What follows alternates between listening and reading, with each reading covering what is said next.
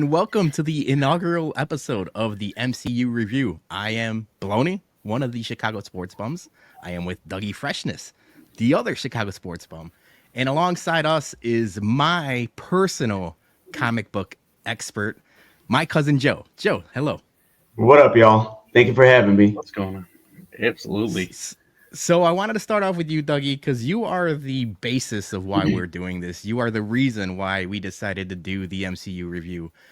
You dropped a bomb on us early-ish when you started the Bumcast with us that you had never seen any of the Marvel movies.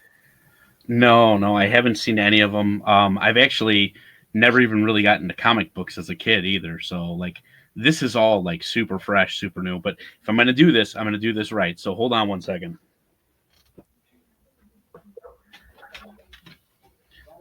Got my fresh Marvel hat.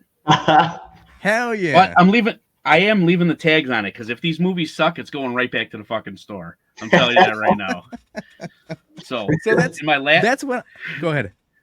I was just gonna say in my last feature, since we're showcasing Iron Man today, boom. Holy shit! What? Yeah. You got gimmicks. This is impressive. Art reactor. Hell yeah! I love it. I like this guy. He goes all out. I know. Yeah. Impressed. I'm impressed. I mean, that shirt's gonna be distracting, which is good. Though. Yeah, I'm hopefully gonna keeps. No, keep it later. Hopefully, how did you even do that? So yeah, immediately when you said that, we posted it online, and you got a bunch of people saying you have to start, you have to try, and me as a fan, I was like, holy cow, this is a good way for me to go back and kind of do the whole training wheels with you. So we're starting with phase one. We're starting with the movie that basically launched a universe, launched a $30 million universe. And it's Iron Man 1, directed by Jon Favreau, starring Robert Downey Jr., Gwyneth Paltrow, Terrence Howard, and Jeff Bridges. It's got the voice of Paul Bettany in a role, and it was basically Marvel's first foray into self-funded movies. They saw how much money the X-Men and the Spider-Man movies were making for Fox Studios at the time, because that's who owned them. And they said, we got to get into this game. And my first question to you, Joe, is what do you remember as Iron Man? Because when they announced this, I remember this when they announced that they were making this movie like 2 years before 2008. It was kind of like a risky thing, right? Because Iron Man wasn't, your big blockbuster name.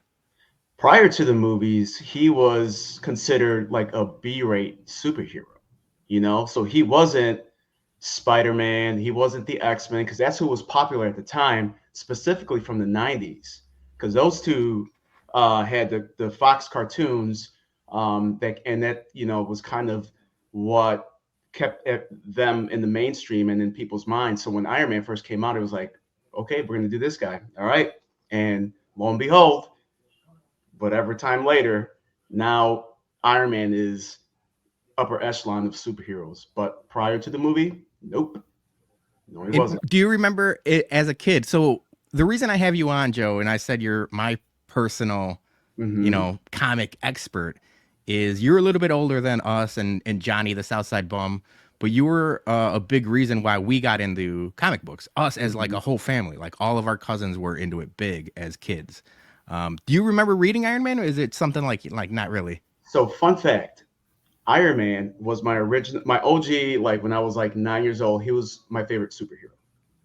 But I abandoned him because he was boring. He wasn't what what Robert Downey Jr. brought to the character. He was the rich guy. I guess I was too young for him at the time. Like now I would appreciate it more as a older fella. The boozing, the chicks, all that. But back then he was just, he wasn't what he was in the movies. So I was like, this guy's kind of whack. Let's read Spider-Man. And I got hooked on Spider-Man. But initially, Iron Man, he was my gateway, believe it or not. I like that. I did not know that. So I'm glad I asked that. So what we're going to do here, we still are the Chicago Sports Bums. I like to consider myself a nerd. You have in your title, you're a jock/nerd. And I like that.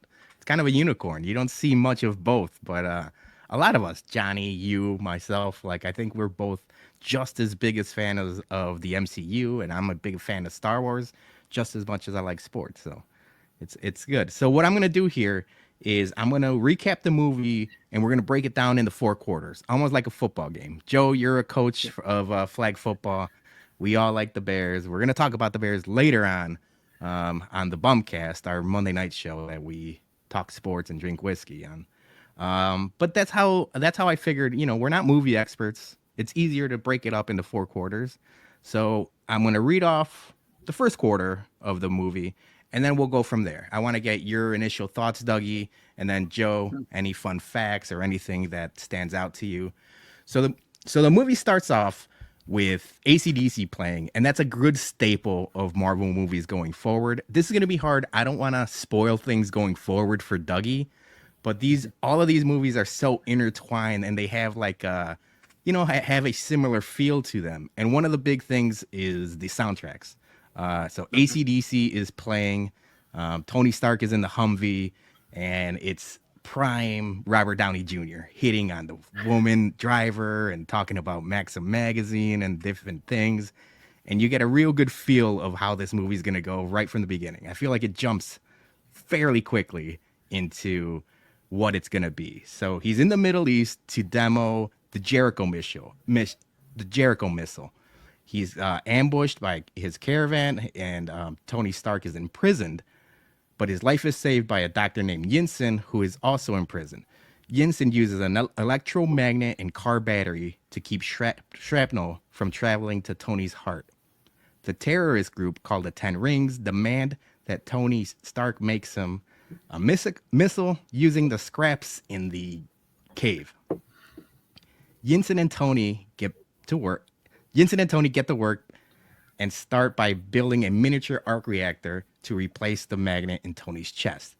They build a mech suit and plan their escape. During the escape, Yinsen buys more time and is killed. Before he dies, he tells Tony that he's going to see his family, implying that his family has previously died in attacks due to the Ten Rings. Tony fights off the Ten Rings and in a last-ditch effort flies with the suit and escapes. So that's the first half hour of the movie, if you will. Dougie, initial reactions. My initial reaction was how little they were watching them and surveying them in that cave. They're building shit, and you gotta know when they start building armor and shit like that, that has nothing to do with the Jericho missile and everything like that. So that was, for me, a little bit of a stretch, because I was like, come on, you mean to tell me they don't have somebody every minute watching these guys? So that was a little bit of a stretch, but I did like the whole appreciate the details that they were throwing in there. That was really cool. How it wasn't just hey, this thing is boom and done. It was, hey, we gotta solder this, we gotta do this, we gotta do that. The little aspects of that made it not seem rushed, and I like that. That was cool. For me, going back and comparing that scene to the original Iron Man comic where he first appeared, I believe it was Tales of Suspense number 39, where Iron Man first appeared. They had updated. So in the comic, it was, I want to say it took place in Vietnam, and they just replaced the Asian terrorist with communist ties with Middle Eastern and the Ten Rings. You know what I mean? So they had updated for current times to make it more believable. But I love how the movie captured that clunky Iron Man, the Mark I from the movies, how that was portrayed from the comic or taken from the comic. They did a pretty good job of keeping that. I thought when I first saw the movie, I was like, that's awesome that they put that clunky, big ass, Yeah, Iron Man. it was rudimentary, but I mean, obviously it did the job. Yeah. My first initial reaction watching it back, because it had been a while since I've seen it, was I didn't realize how instrumental Yinsen was to the rest of the MCU. Because if that guy doesn't put that magnet and that car battery into Tony Stark, The rest of the shit just doesn't happen. You know, like the butterfly effect, if you will. Right. Like, you know, you think of like, you know, him finding him in the cave, and then all of a sudden, you know, you talk about the next couple movies, and I was like, man, Yinsen, like unsung hero, if you will. Right. MVP. MVP, yeah, MVP Yinsen. And then the other thing was like, I forgot how quickly it starts off. Like it just starts off with a bang, you know, like he's ambushed and attacked 5 minutes into the movie, and it's like, all right, we're into it. So yeah. All right, so getting back to the recap, and I should mention we've done 160 something episodes, or almost 159 episodes of the Bumcast. I don't know why I got nervous reading that first quarter. I don't know if you guys noticed me stumbling on my words. I usually don't get nervous doing these anymore. I got nervous reading, so I don't know what that says about me. But I thought you were I'm gonna just excited. I think yeah, maybe I'm just you're just excited or excited. hyper. Or, you know, we're taping this early. I have not had a drink yet, so maybe I need to mellow out a There are little a lot bit. of options behind you. Yeah, we're gonna talk about maybe Tony Stark drinking a lot, maybe later on in this episode. All right, so we get to Tony escaping. He's in the desert, and Rhodey, Terrence Howard's character, finds him in the desert, takes him home. Immediately, Tony Stark announces that Stark Industries will stop weapons manufacturing. Obadiah Stane, who's played by Jeff Bridges, is his business partner and is also Tony Stark's father, Howard Stark's business partner. Immediately, he objects to Tony's announcement, starting to think like, what will it do to the stock prices? What's it going to do to the, you know, the company as a whole? So you start seeing, you know, that relationship pretty quickly after Tony Stark gets home. Back at home, Tony starts recreating the new versions of the Iron Man suit and creates a new arc reactor, which is installed in his chest by the help of his assistant, Pepper Potts, who's played by Gwyneth Paltrow. So Stane starts sniffing around and starts asking what Tony Stark is up to. And that's basically the halftime of the movie. The second quarter, if you will, is maybe my favorite part of the movie because you get to see Tony tinkering with, you know, like all of his toys and gadgets and how he really creates the suits and like how smart Tony Stark really is. Because you obviously he's smart enough to get out of the cave with a bucket full of scraps, but that's when you start realizing, oh shit, like this guy is fucking lights out. So what do you think of like the second quarter, if you will, Dougie? Yeah, I mean, it's kind of more of the first quarter, that attention to detail, like how they, you know, they were showing like his arm getting built and everything like that. Like normally, like every other movie, it's just like, you know, they show a couple things and boom, it's like, you know, like the arm's already together. But this, no, they're like putting it together and everything like that. And one of the things that I thought was really kind of like humbling was how they were showing like how like the hovering wasn't as easy as like you would think it is, you know, like him going over the cars and everything like that and crashing and like kind of his faults, you know, like coming up to a point to where like he would crash or, you know, something would blow up or something like that. You know, that was pretty cool, showing like that it wasn't just like everything just worked like it should, you know? One thing for me, initially watching the movie was similar to like kind of. I'm just gonna piggyback off of what Dougie was saying when they were building. Like they started out with the boot, like the ground up. So they had the boot there, but how intricate it was, and all the little parts that were moving inside of it. And I was like, oh, that's pretty cool. Like it wasn't just like a metal boot; it had all these moving parts to it. And then of course they worked their way through all the rest of the armor. But I thought that was cool and yeah, Tony Stark in the movie was always upgrading his tech. So he did it a couple times in this one, as well as the arc reactor. So it just showed to his brilliance and it helped build the character as well. Yeah, I've got a fun fact for you, Dougie, because you talked about him learning to fly, you know, with the jet propulsors and things like that. Apparently, they got skydivers in one of those like vertical wind tunnels and asked them to basically pretend like you're trying to fly, and that's how they got the physics to all of that. So it's like they would turn the air on and off, and however they landed and however they did, that's how they recreated that. Nice. Very cool. Very Fun cool. Yes. So after that, at a charity event for his charity, a Vanity Fair reporter who previously Tony Stark has slept with informs him that Stark Howdy. Industries weapons were delivered to the Ten Rings and used in attack on Gulmira, which Gulmira was the town that Jensen, the guy in the cave, lived in. Yeah. Tony uses his new suit to fly to Afghanistan to save the villagers and destroy the weapons that the Ten Rings had obtained. While flying home, he is engaged by two F-22 Raptors and in turn reveals his identity to Rhodey in a cool scene while he's fighting off the airplanes and talking on the phone at the same time. Meanwhile, Stain travels to meet with the Ten Rings and retrieve the original Iron Man suit, which we then find out that Obadiah Stane was behind the attacks on Tony. Tony sends Pepper to Stark Industries to obtain information. She downloads what she needs, but Stane finds out what she's doing, and then he goes to confront her, but is saved, quote unquote, by Agent Phil Coulson, which we then find out is later in the episode, or later in the movie, is part of S.H.I.E.L.D. Stane gets mad that scientists can't figure out how to recreate the arc reactor.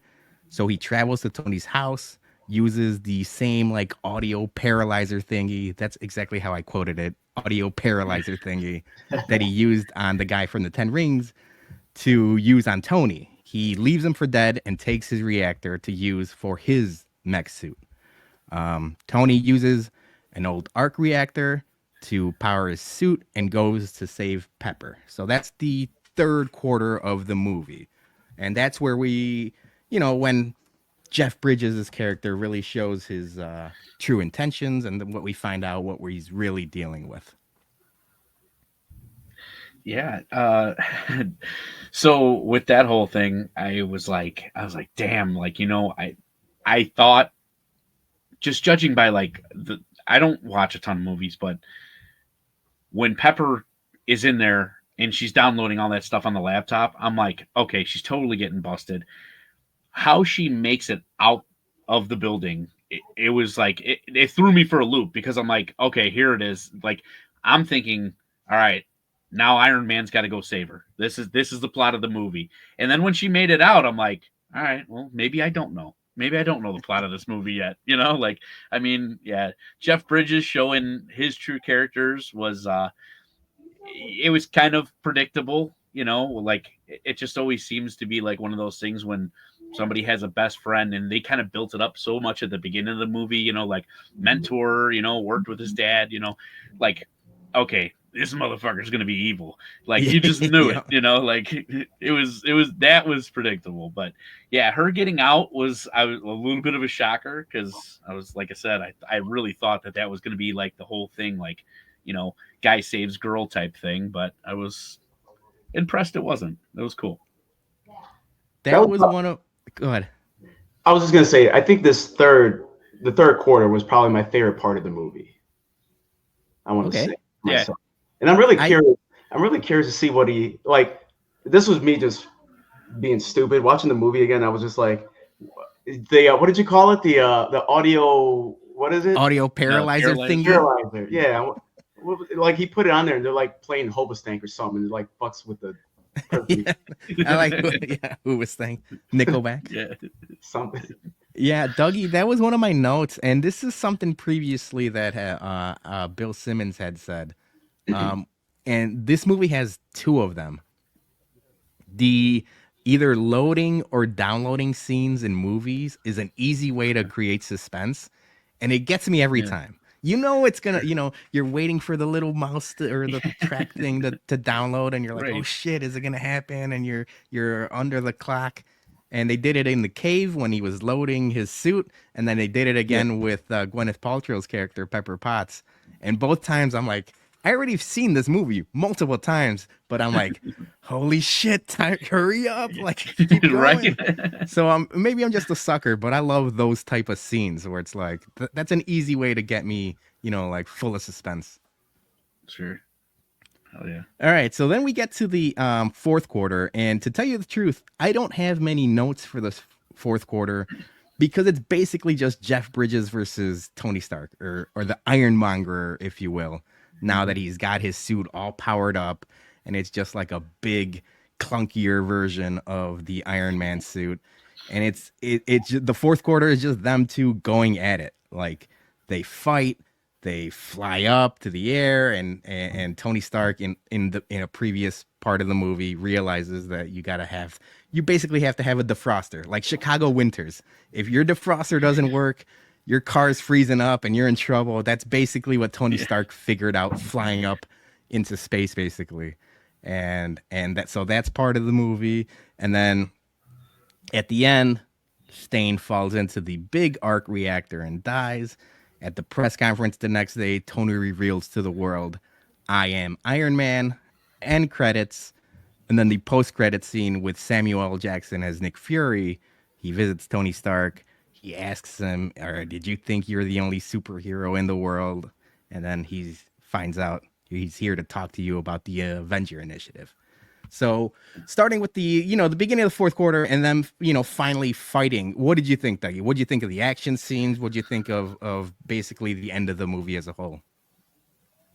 I don't know if it was because it was an older movie, being 2008, right? It was 2008. 2008. Um, the fight scene was not really that great. I thought it didn't really build up that much, and then it was like before like you even got like excited about it, it was already over. So the fight scene for me kind of didn't really do much. I did like that whole thing flying into space and then he froze, and that he corrected it on his suit, but didn't know to put it on his. I mean that was pretty cool. But the fight scene itself didn't really do much for me. And I do realize that it's I believe it was PG-13. Yeah. So they really don't show like crazy deaths or anything like that, but like just falling into the reactor and then like never seeing the character again. I was just like, like, I kind of wanted to see like, like even just like a body there or something shorting out or something, like Yeah. something showing me like he's dead, so Faces of death. Exactly, and but the press conference was a nice little twist. I like that. That was pretty cool. He basically it was just like, "Yep, I'm Iron Man," and then it like kind of like fades off, and that was really cool. I like that. I dug that.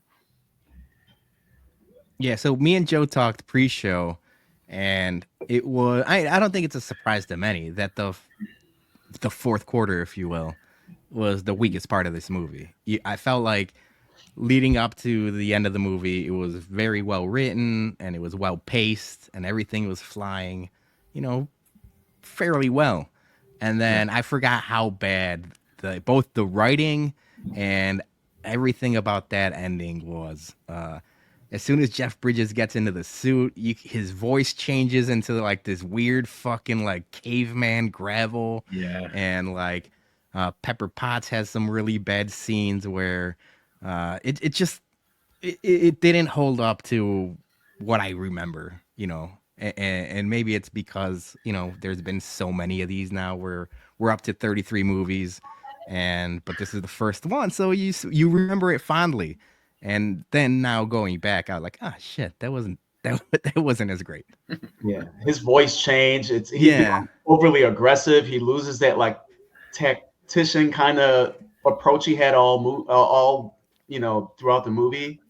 So yeah, I agree with that. That's a good point you made about the 30 plus movies that have been out. So that really affected that last scene going back and rewatching it. Yeah.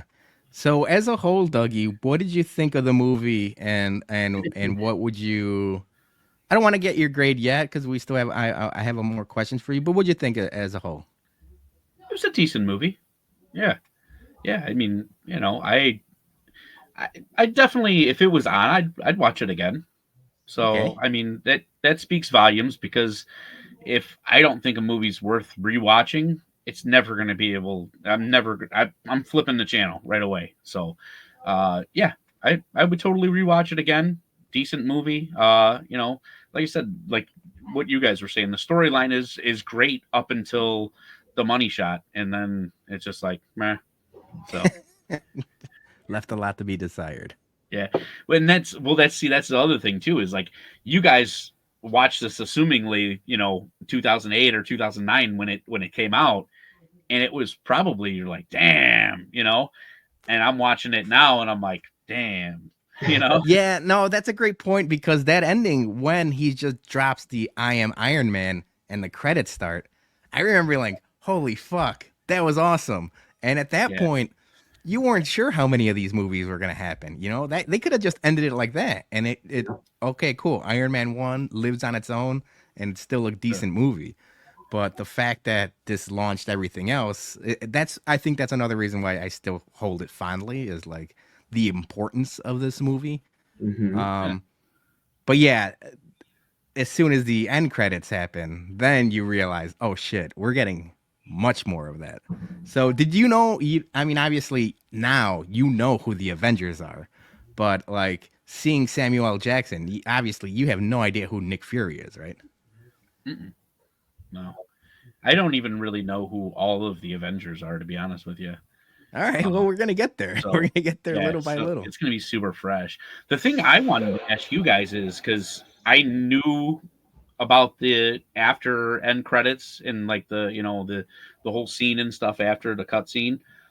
Did you guys know about this like in the movie theater?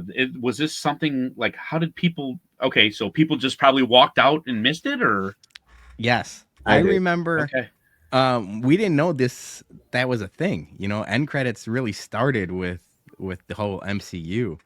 So yeah, luckily, you know, like you're still at that point, you're still on some websites, and I'm kind of reading as much as I can on the movie. I don't know yeah. how it happened.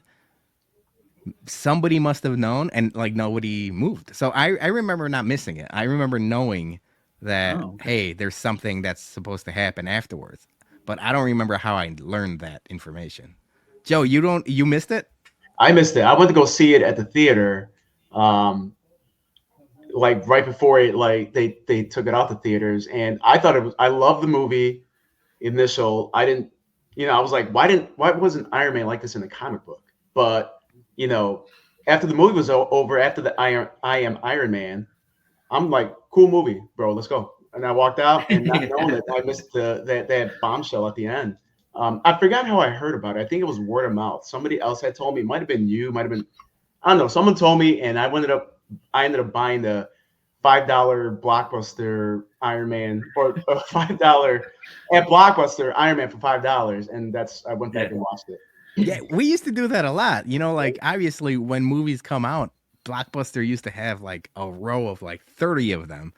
And as they mhm, get less popular and they don't need as many copies, they would sell DVDs. And that's how I Hmm. used to get a bunch of my DVDs was just the Blockbuster copies for like, Yeah, $5 each or like 6 for 20 or whatever the deal was. oh yeah, DVDs, man. yeah, That's another thing. So mm, this movie grossed it had a budget of $140 million. It grossed $585.8 million. It made a shit ton more money on Blu-ray and DVD. And then, like I said, it launched a franchise that's now grossed upwards of $30 billion. So crazy. the money that Marvel made out of this movie and now Disney as a whole, it's yeah, crazy. Ying Sing, unsung hero. Ginseng, unsung yeah. hero. Yes, I actually, yeah, that's a great call.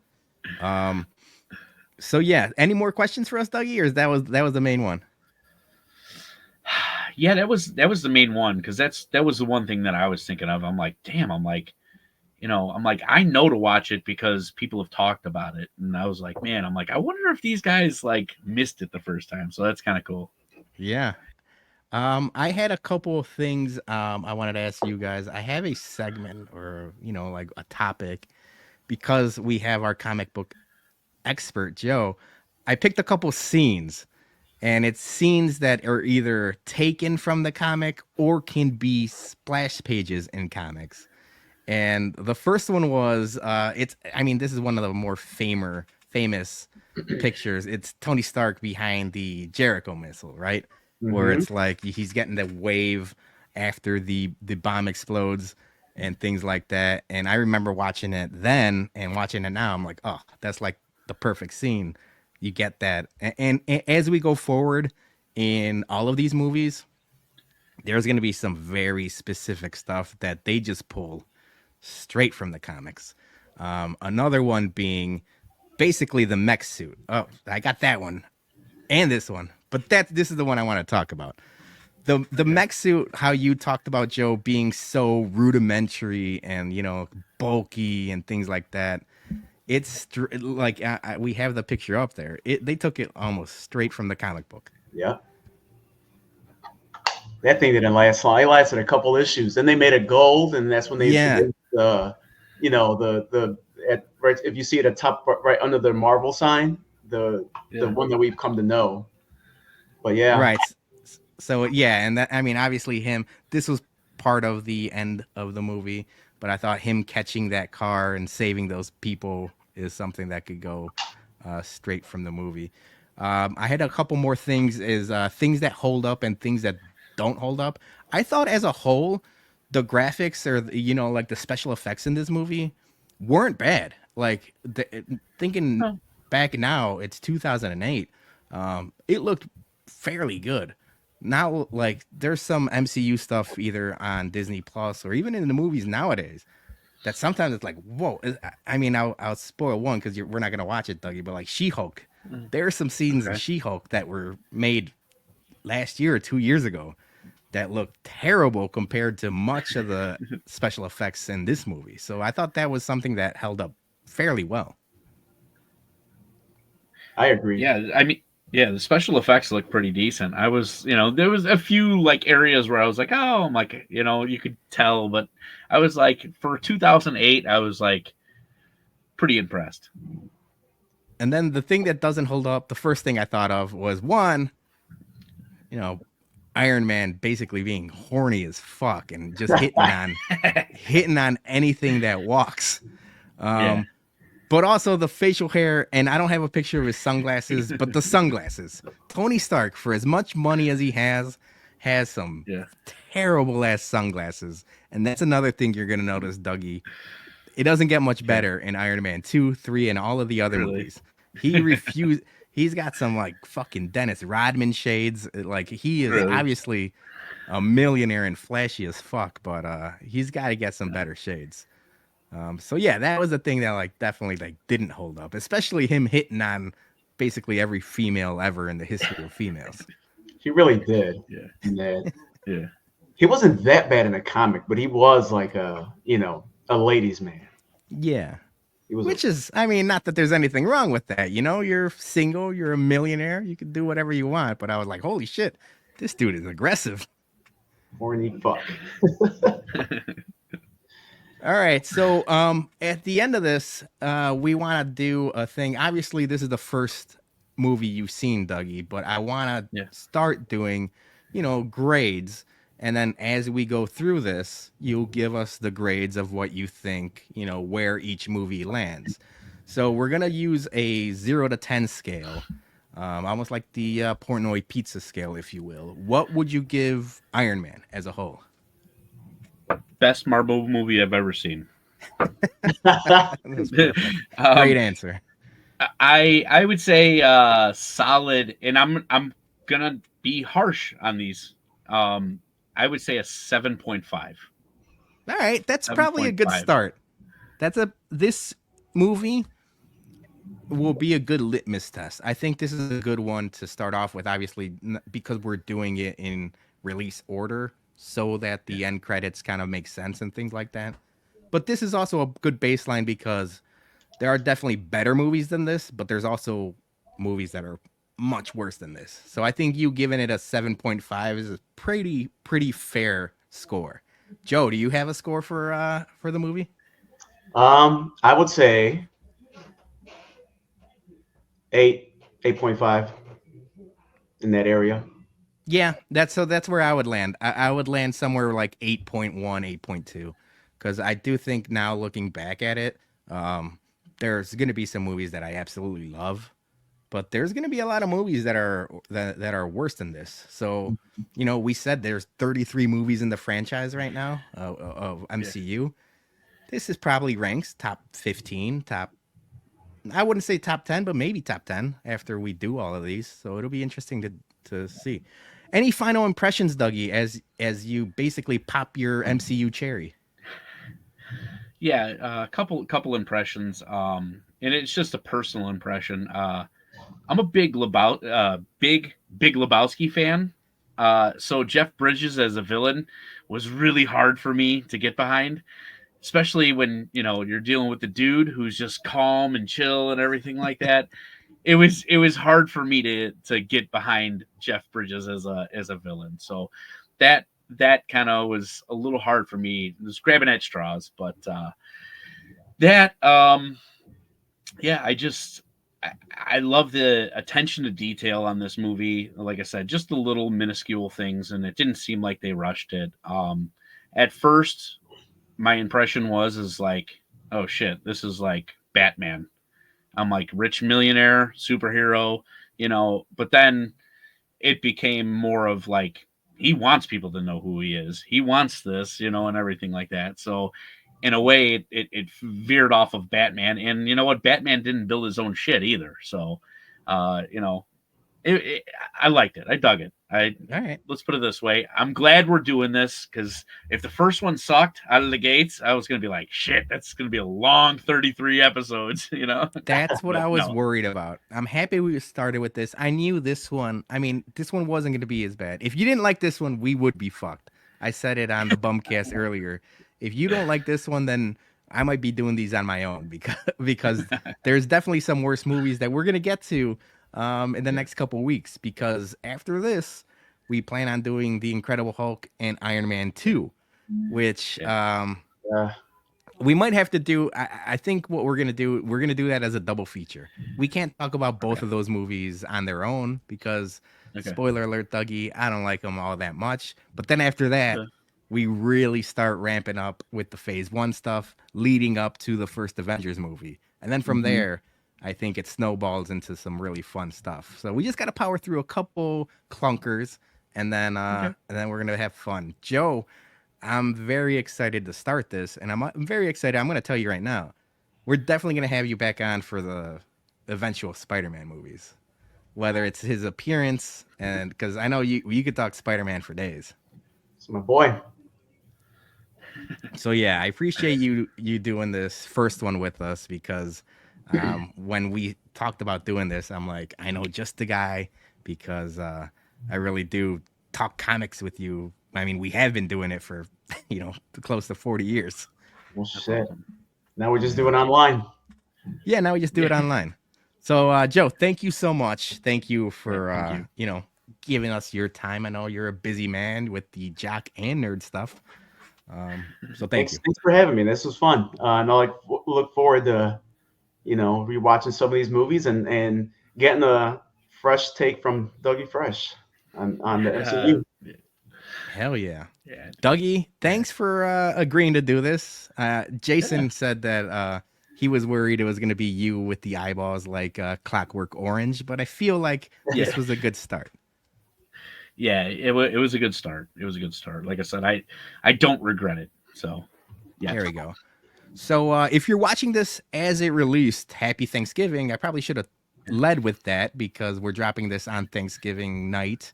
So happy Thanksgiving. But also, thank you for watching. And Dougie, you'll be on vacation next week. So enjoy your vacation. And then once you're back, we're back in the MCU, baby. So stay tuned for more episodes. We'll announce the release schedule and we'll go from there. So thank you guys all. I don't know how to end this. I should have mentioned Stan Lee and Excelsior. So I'm just going to say Excelsior.